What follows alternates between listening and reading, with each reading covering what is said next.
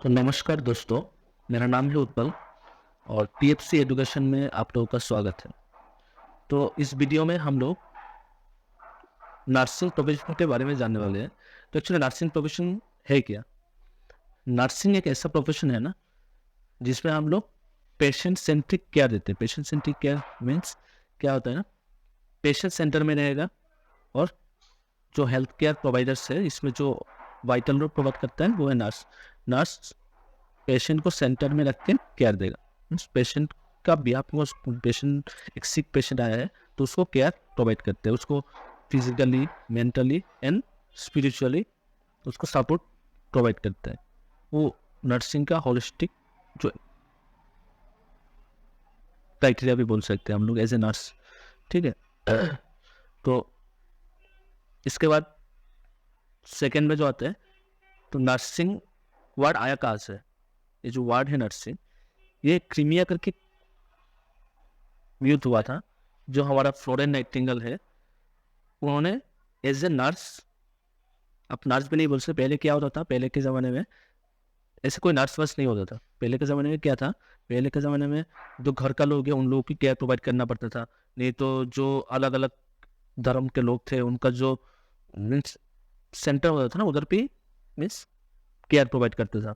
तो इसके बाद इसको जब 19 सेंचुरी या 20 सेंचुरी में इसको एक अलग प्रोफेशन की तरह शुरू करने का मीन्स शुरू किया गया है उसको। तो उस टाइम में वो नर्सिंग को एक नर्सिंग के लिए अलग से एक सोसाइटी बनाया गया है। सोसाइटी इन द सेंस जैसे होता है ना, अमेरिकन नर्सिंग एसोसिएशन करके एक सोसाइटी था, इंटरनेशनल काउंसिल ऑफ नर्सिंग था, इंडिया में जैसे इंडियन नर्सिंग काउंसिल है। ठीक है, ऐसे अलग अलग स्टेट का भी अलग अलग एक काउंसिल होता है नर्सिंग के लिए। तो वो सब धीरे धीरे 1920 सेंचुरी में शुरू हुआ है। तो मोटामोटी यही है नर्सिंग। ठीक है। तो इसके बाद जो आता है नर्सिंग का टाइप्स, कितना टाइप्स का नर्सिंग होता है?